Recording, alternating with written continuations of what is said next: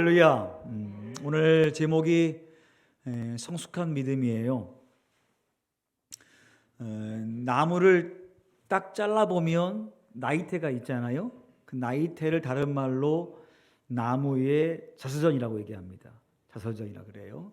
나이테를 보게 되면 단순히 수령만 있는 게 아니라 그 나무가 성장하는 과정 속에 이러한 일이 있었구나를 알 수가 있어요. 이 나무가 나이가 몇 살인지, 그리고 이 나무가 언제 아팠는지, 그리고 언제 이 나무가 가뭄 때문에 고생을 했는지 등등을 알 수가 있기 때문에 나무의 나이테는 지정학적으로 참 좋은 자료가 된다고 얘기합니다.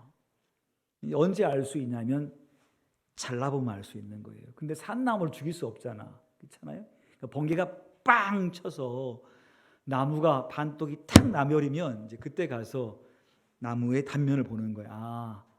이 나무가 커왔구나. 이런 일이 있었겠구나라고 짐작하는 거예요. 그러니까 신앙생활도 그런 것 같아요. 어려움 당해보면 내 신앙이 어떠한 신앙인지를 알 수가 있어요. 어려움 당해보면. 어려움 당하기 전까지는 잘 몰라요. 신앙이 좋은 줄 알았어. 근데 어려움 당해보니까 내 신앙이 이 정도구나를 알 수가 있는 거죠. 프랑스 시인 몰테르가 사람이 죽을 때쯤은 세 가지를 후회한대요. 세 가지. 여러분도 좀 잘 생각해 보세요. 뭘 후회하냐면 첫 번째는 뭐냐면 내가 남에게 너무나 베풀지 못하고 살았구나. 이걸 후회한대요. 물론 베풀 수 없는 상황일 수도 있어요. 근데 죽을 때가 되면 사람은요 근본으로 하거든요. 그때는 어려워서 못했고 상황이 안 돼서 못했는데 지나고 보니까 그때 충분히 할 수 있었는데라는 생각하는 거예요. 그래서 내가 이 땅을 살면서 너무 남에게 좋은 일을 못했다는 것 때문에 후회한대요. 두 번째는 뭐냐면 내가 좀 인생을 좀 더 여유 있게 즐기며 살 걸 너무나 바쁘게 살았다라고 후회한다는 거예요. 다 그렇죠. 그렇죠. 우리 국민들은 다 그런 것 같아. 너무나 너무 열심히 살아. 너무 분주하게 살고 너무나 힘들게 살고. 그래서 보니까 우리 국민들의 만족도가 OECD 국가 중에서 가장 낮아요. 이렇게 잘 살고 있으면서도 만족도는 너무 낮아요. 왜 그럴까요? 그 사람이 죽을 때가 되면 내가 좀 더 여유 있게 살 걸, 좀 더 즐기고 살 걸, 너무나 내가 아둥바둥하게 살았구나라는 후회를 한다는 거예요. 여유 사는 건 참 좋은데 과도한 욕심 때문에 너무나 인생을 낭비하지 마세요. 일에 몰두해서 더 많이 모으기 위해서, 더 많이 축적하기 위해서 너무나 그렇게 무리하게 살지 마세요. 주님께서 적절한 절제를 주셔가지고 이 정도면 참 감사하지 하면서 하나님의 일도 하고 나도 좀 내 인생에 대한 목표도 바르게 세우고 그렇게 사는 지혜가 필요하지 않겠나 싶어요. 그래서 사람이 죽을 때쯤 되면 내가 너무나 인생을 바쁘게 살았다, 즐겁지 못해서 인생 살았다라고 후회한다는 거예요. 세 번째는 뭐냐면 내가 그때 참았어야 되는데 이걸 후회한다는 거예요. 그때 참지 않아서 내가 이렇게 어려움 당했구나. 그때 참았어야 되는데. 여러분들 그런 거 없으세요? 지금의 인생 살고 있는데 그때 내가 그렇게 했었으면 참 좋았을 것을, 그때 꾹 참았으면 참 좋았을 것을 그렇게 하지 못해서 내가 이렇게 힘들었구나라는 것을 나중에서 후회한대요. 그 셋 중에 가장 후회하는 것이 그거래요. 참지 못한 것에 대해 후회한다는 거잖아요. 그래서 성숙이 뭘까 할 때에 성숙은 참는 것이다. 성숙은 뭐라고요? 참는 거예요. 성숙은 참는 것이다. 정말 화날 때에 꾹 참는 거예요. 정말 힘들 때에도 꾹 참는 거예요. 정말 어려울 때에도 꾹 참는 거예요. 물론 그것이 한이 되면 안 되겠지요. 그러나 폭발해 버리면 큰 낭패를 볼 수가 있는데 그때를 잘 참아 넘기면 그 참음이 내 인생을 더 꽃피게 만드는 일이 오지 않겠습니까? 근데 잘 참으려면요, 성숙해져야 돼요. 성숙하지 않으면 참지 못해요. 그 성숙이 뭘까 할 때 이게 세 가지 얘기예요. 한 가지는 육체의 성숙. 나이를 먹어가면서 키가 크고 모든 게 건강했을 때에 성숙하다 이렇게 말해요. 또 한 가지 지적인 성숙이에요. 이 사람이 그 나이에 맞게 그 정도의 상식은 있구나. 그 정도의 실력은 있구나. 그럴 때에 이 사람은 참 정신적으로 건강하다, 성숙하다 이렇게 말해요. 키고 큰도 다 컸는데 생각이 짧으면 성숙이라고 얘기하지 않습니다. 근데 세 번째로 영적인 성숙이에요. 즉 정신적인 성숙, 그걸 신앙으로 얘기하면 영적인 성숙. 키도 크죠? 또 많이 알고 있죠? 경험도 많지요? 참 좋아요. 근데 정신적으로 건강하지 못하면 그 사람을 성숙하다 하지 않아요. 근데 영적인 성숙은 그냥 오지 않아요. 배운다고 해서 오지 않아요.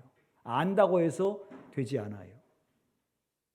따라합시다. 영적인 성숙은 순종에서 온다. 뭐에서 온다고요? 그러니까 영적인 성숙은 화가 이렇게 올라왔는데 딱 참았어요.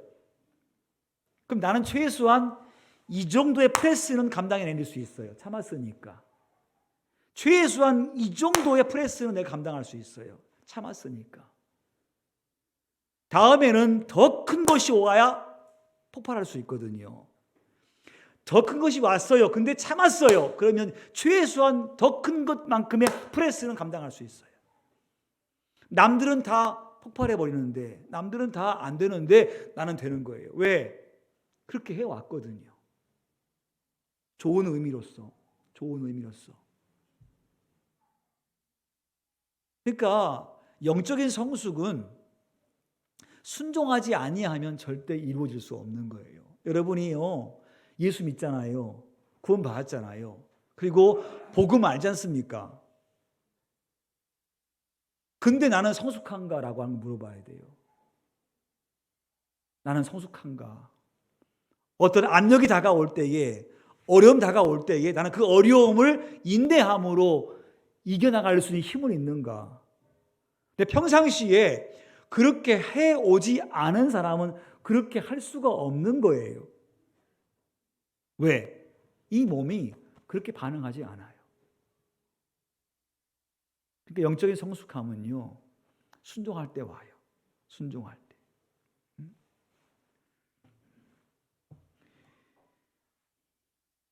주의 뜻에 순종하려면요, 손해를 감수해야 돼요. 손해 감수하지 않고 순종할 수 없어요. 하나님 뜻과 내 뜻이 딱 맞으면 힘들지 않죠, 순종이. 근데 문제는 뭐냐면 내 뜻과 주의 뜻이 안 맞을 때에 어려운 거예요. 그때 인내가 필요하거든요. 그럼 내 뜻을 접는 손해가 필요한 거예요. 정신적인 손해일 수도 있고 물리적인 손해일 수도 있어요. 근데 그렇게 해내면 나를 통하여 하나님의 뜻이 이루어져요. 여러분 믿으십니까? 뭘 믿냐면 내 뜻보다 아버지의 뜻이 더 위대하고 원대한 줄 믿습니다. 할렐루야. 내 계획보다 아버지의 계획이 더 큰 줄 믿습니다. 분명한 것이거든요. 주님은요, 우리를 그냥 하찮게 대하지 않으세요. 내가 너희를 세계 민족 가운데에 뛰어나게 하겠다 이렇게 말씀하세요. 세계의 민족 가운데 뛰어나게 하겠다 말씀하시거든요. 그 정도에 되려면 우리가 하나님께 늘 순종하는 모습이 필요하죠. 그 순종을 위한 인내가 필요해요. 존 비비어의 책 관계에서 이런 얘기가 나와요. 사람들은 불순종함으로 자기를 보호하려 할 때 그랬어요. 사람들은 불순종함으로 자기를 보호하려 할 때, 즉 내가 순종하기 싫어. 하나님 말씀 순종하기 싫어요. 그럴 때 뭐라고 얘기하냐면 사람들은 그때 이렇게 말한다는 거예요. 나 시험 들었어. 이렇게 얘기한다.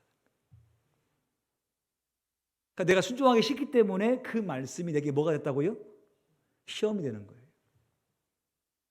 그러면서 내가 여기를 떠날 수밖에 없는, 그 말씀에 순종하지 않을 수밖에 없는 정당한 이유를 계속 얘기함을 통하여서 나 그거 못해, 나 그거 싫어, 나 그거 안 돼 라는 얘기를 하고 싶은 거예요. 하나님은 그 일을 통하여서 나를 더 키우시고 더 넓게 하시고 더 위대하게 만들고 싶은 거예요. 미켈란젤로가 돌을 막 깨내요. 많은 돌을 깨내요. 그때 지나간 사람이 그래요.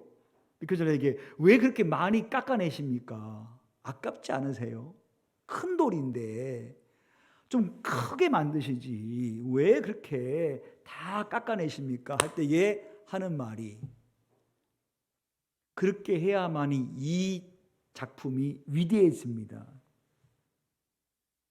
만약 아깝다고 안 깎아내버리면 내가 지금 구상하고 있는 작품이 나올 수가 없습니다.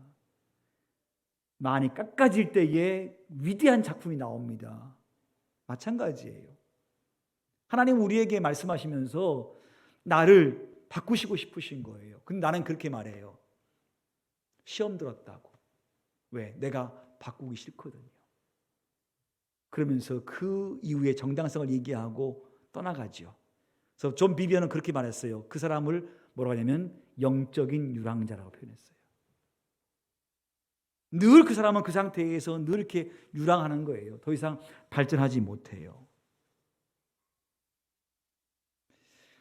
여러분이 만약 동산 바울교회를 남에게 소개한다 하면 어떻게 소개하시겠어요?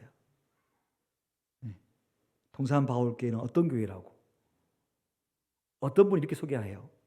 동산 바울교회는 은혜가 넘치는 교회예요. 찬송이 너무너무 뜨겁고 말씀이 너무너무 은혜스럽고 성도들이 너무너무 열심히 해요. 성도들이 참 착해요. 성도들이 참 사랑이 많아요. 아무도 아멘 안 해. 예? 그러면 제가 이렇게 한 말 할 때만 아멘 하면 할 거 아니야. 예? 귀한 동산 바울교회 너무 찬양이 뜨거워요. 예, 사랑이 참 많아요. 참 말씀이 은혜로워요. 성도들이 정말로 늘 밝아요. 아우 열심히 해요. 예, 그 아멘에 열심히 없어. 내가 하라고 하니까 하는 것 같아. 다 보인다고요. 누구는 그렇게 얘기를 해요. 누구는 근데 그렇게 얘기 안 해요. 누구는 아우 교회가 너무나 사랑이 없어. 교회가 사람들이 안 모여. 사람들이 너무나 열심히 헌신 안 해. 누구 말이 맞아요? 네? 누구 말이 맞냐고? 둘 다 맞아. 왜냐하면 자기를 말하고 있는 거예요. 자신을 말하고 있는 거예요. 내가 이렇게 은혜가 많아. 내가 이렇게 은혜를 많이 받아. 내가 교회 열심이야. 내가 정말 행복해. 이런 사람은 교회를 표현할 때 그렇게 표현해요. 근데 내가 은혜가 없어. 그래서 교회가 어떠냐 물으면 우리 교회 그렇게 열심히 안 해. 얼마 안 모여. 전도도 안 하고 말이야. 신앙도 뜨겁지 않아. 그럼 들어가 보세요. 누가 그런지. 미국이 한참 부흥될 때에 서쪽을 막 개발했어요. 사람들이 동쪽에서 서쪽으로 다 이주를 해요.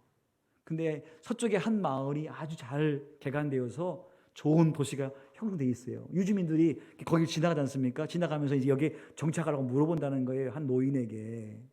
노인장, 이 도시는 어떤 도시입니까? 라고 물어보면 노인이 그렇게 얘기한대요. 당신이 떠나온 도시는 어떤 도시인데요? 라고 물어본대요. 그러면 이 사람들이 그런다는 거예요. 떠나온 도시요? 정말 문제가 많아요. 사람이 참 질이 나빠요. 악해요. 나쁜 짓 참 많이 해요. 도둑이 넘쳐요. 그래서 살기 싫어서 왔다고 이렇게 얘기한대요. 그럼 노인장이 그렇게 얘기한대요. 여기도 마찬가지예요. 근데 어떤 사람들은 그런다는 거예요. 살다 온 곳이요? 너무너무 좋은 곳이었어요. 정말로 떠나기 힘들었어요. 사람이 너무나 정이 많고 사랑이 많고 너무 좋았는데 우리가 이 나라의 발전을 위해서, 우리 후세의 발전을 위해서 우리가 어쩔 수 없이 이쪽을 개발하기 위해서 오는 거예요. 여기는 어떤 도시예요? 라고 물을 때 노인이 그런데요. 여기 똑같아요. 이렇게. 여기도 사람이 참 좋고 정이 많고 너무너무 좋은 사람이 모인 곳이라고 얘기한다는 거예요. 무슨 얘기입니까, 여러분? 사람이 모인 곳은 다 별반 다르지 않아요. 이 땅의 모든 교회가 별반 다르지 않아요. 좋아 보이고 훌륭해 보이겠습니다만 깊이 들어가 보세요. 사람 모인 곳에 가면 다 그 사람이 그 사람이에요. 문제는 뭐냐면 나거든요. 하나님은 그러한 관계를 통하여서 나를 성장시키고 싶으신 거예요. 나를 더 바꾸시고 싶으신 거예요. 그래서 그러한 문제를 일으켜 주었으니까 거기서 나를 보고 나를 발견해서 믿음 안에 서게 되어지면 나는 그 상황을 뛰어넘어갈 수가 있는데 우리는 말해요. 시험 들었다고. 도저히 견딜 수가 없다고. 그래서 떠나야 되겠다고. 이렇게 얘기한다는 거죠. 그 사람은 거기를 더 이상 못 벗어나는 거죠. 근데 참 이상하게도 하나님께서는요, 그렇게 선택하여 가면 주께서 막으시지 않는다는 거예요. 막았으면 참 좋겠어. 근데 막지 않으신다는 거예요. 왜? 그 또한 필요한 과정이니까. 물론 이럴 수는 있겠죠. 막음을 통하여서 하나님의 위대한 일을 급박하게 이루시고 싶으시다면 막으실 거예요. 근데 그렇지 않으면 주께서 결정을 그냥 인정하세요. 엘리야가 바알의 선지자 450명을 죽이고 나서 사마리아까지 뛰어가지 않습니까? 달려서 비가 오니까 막 달려서 가요. 근데 그 이야기를 들은 이세벨이 하는 말이 내가 엘리야를 내일 이맘때에 엘리야가 죽인 바알 제사장들처럼 내가 죽겠다 이렇게 말해요. 그때 엘리야 그 말 듣고 도망가요. 하룻길을. 그때 상황을 성경이 이렇게 말씀하고 있어요. 엘리야가 자기의 형편을 보고 자기 생명을 위하여 도망했다 표현하고 있습니다. 두 가지 중요한 얘기예요. 엘리야가 왜 도망갔냐면 자기의 형편을 보고 자기의 생명을 위하여 도망갔다 그랬어요. 그러니까 살기 위해 갔다는 거예요. 근데 하나님께서 안 막으세요. 막았어야 맞아요. 하나님께서 엘리야야 스톱! 어디가 지금? 이렇게 말씀하셔야 맞아요. 말씀 안 하세요. 엘리야가 사실요 은혜가 충만했으면 이세벨이 그렇게 말했다 할지라도 이렇게 했어야 맞아요. 콧방귀 한번 탁 끼고 내가 지금까지 산 것이 내 힘인 줄 알아? 우리 하나님께서 까마귀를 통하여서 먹이시고 입히시고 살리셨어. 나를 죽이려고 아합이 계속 사람 보냈지만 내가 산 것은 주님께서 보호해 산 거야. 네가 날 죽이겠다고 해서 내가 죽어? 하나님 나를 보호하시는데 웃기지도 않네 라고 얘기했어야 맞아요. 근데 엘리야가 그날은 그렇게 생각하지 않고 그 형편을 보고 살기 위해서 도망갔잖아요. 그리고 로뎀나무 안에 잠을 자요. 천사가 와서 그에게 먹여줘요. 먹고 또 자요. 또 먹여줘요. 힘이 나니까 천사가 와서 자기를 먹여줬으니까 이제 어떻게 해야 되겠어요? 여러분 같으면 도망가야 돼? 올라가야 돼? 사마리아로 올라가야 돼요. 다시 회복해서 올라가야 되는데 엘리야는 거기서 또 도망가요. 40일을 걸어서 어디로 갑니까? 호렙산으로 가는 거예요. 안 막으세요.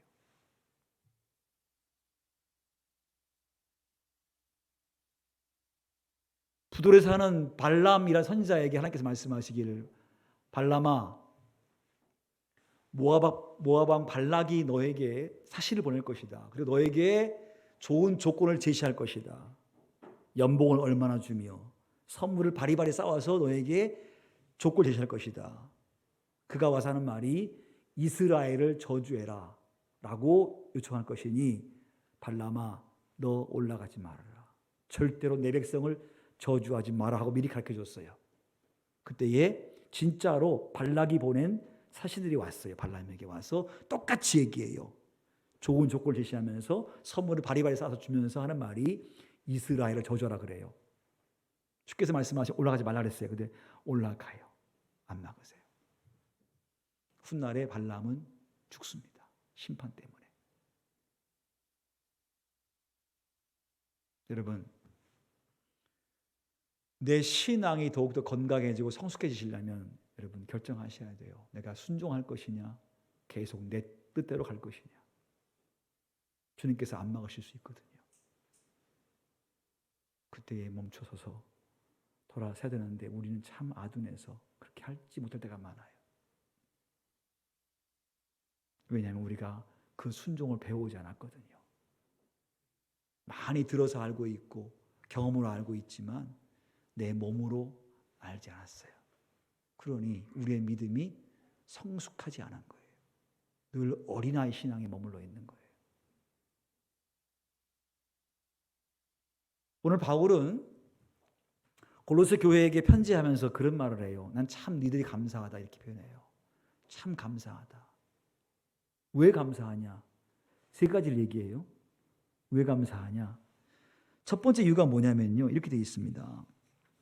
자, 말씀 보겠습니다. 자, 4절 말씀 한번 읽습니다. 시작. 이는 그리스도 예수 안에 너희의 믿음과 모든 성도에 대한 사랑을 들었음이요. 그랬어요. 첫 번째는 뭐냐면 믿음이에요. 너희에게 믿음이 있다는 거예요. 믿음. 근데 그 믿음이 어떤 믿음이냐면 예수 안에 너희의 믿음이에요. 따라합시다. 예수님의 안에 있는 믿음. 무슨 믿음이요? 예수님 안에 있는 믿음이에요.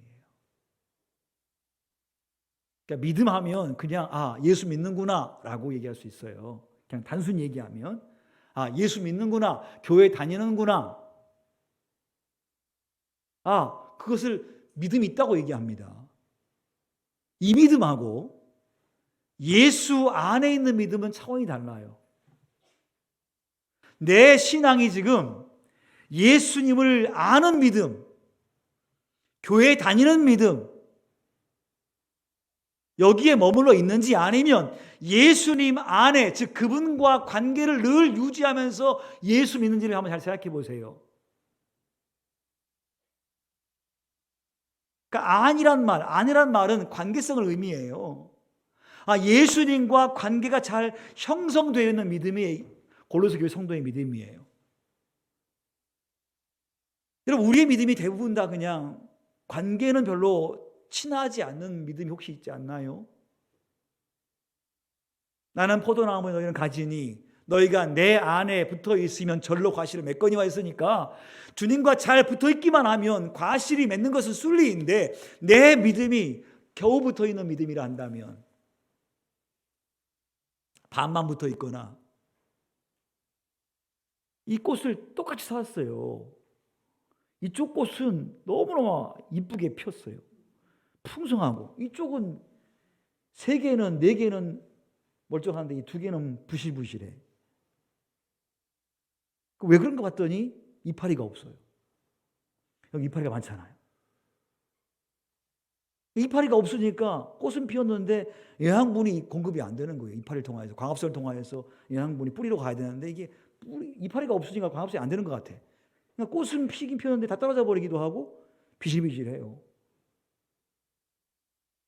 그러니까 우리가 예수님 안에서 주님과의 관계를 잘 유지하고 믿으면 우리 안에 믿음의 아름다운 꽃들이 이렇게 피어질 것인데 근근히 그냥 아는 신앙에서 그렇게 해야 되는 거 맞아. 그렇게 해야 되지. 여기서 그냥 머물러 있어요.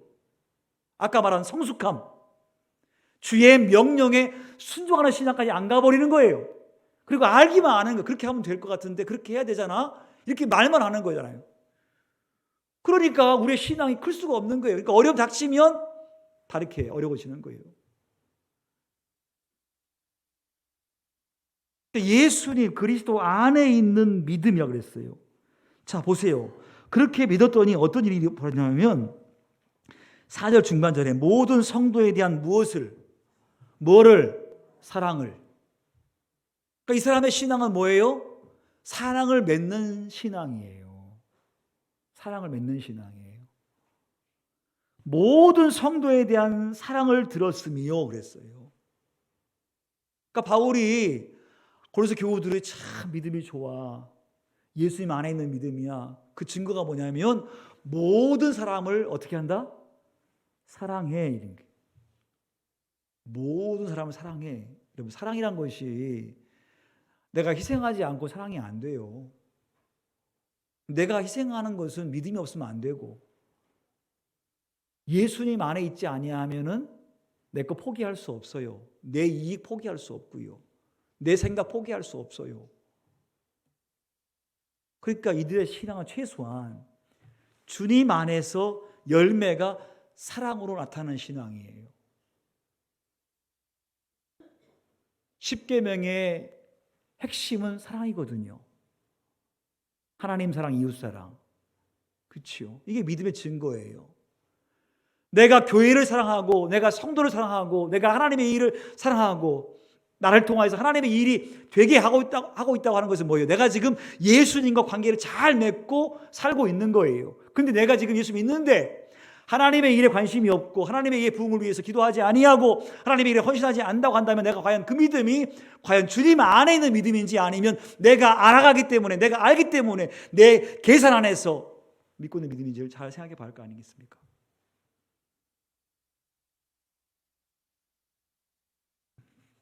다 같이 한번 6절 말씀 읽습니다. 6절 시작.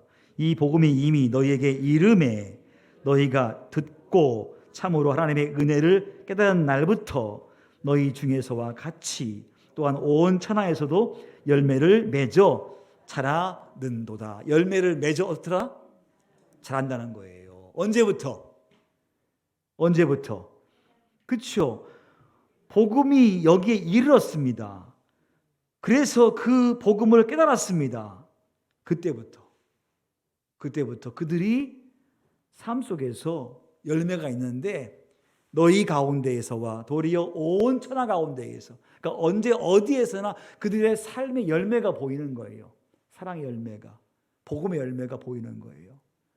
너희가 이렇게 성장해 가니 참 기쁘다. 나는 정말 감사하다. 이렇게 말하고 있는 거예요. 사랑하는 성도 여러분, 우리 하나님께서 우리 아버지이신 줄 믿습니다. 근데 그 아버지가 나를 보고 기뻐하는 신앙으로 서기를 간절히 바랍니다. 아이를 키운 우리는 우리 아이들이 건강하게 잘 커서 자기의 일을 해나가는 것만큼 보람된 것은 없어요. 그가 무슨 성공했느냐, 1등 했느냐, 출세했느냐, 물론 그것도 중요하지만 그것 더 중요한 게 뭐냐면 자기의 인생을 살아갈 수 있는 힘이 있구나라고 하는 것만큼 기쁜 게 없어요. 그렇지 못하면 부모는 끝없이 근심하는 거예요. 그렇죠? 하나님께서 마찬가지, 우리가 그분의 아들과 딸인데 우리가 성장하지 아니하면, 성숙하지 아니하면 주님은 근심하세요. 우리 모두가 하나님 말씀에 기꺼이 순종함을 통하여 남은 세계는 좀 더 성숙한 믿음으로 다 서시기를 주의 이름으로 축원합니다.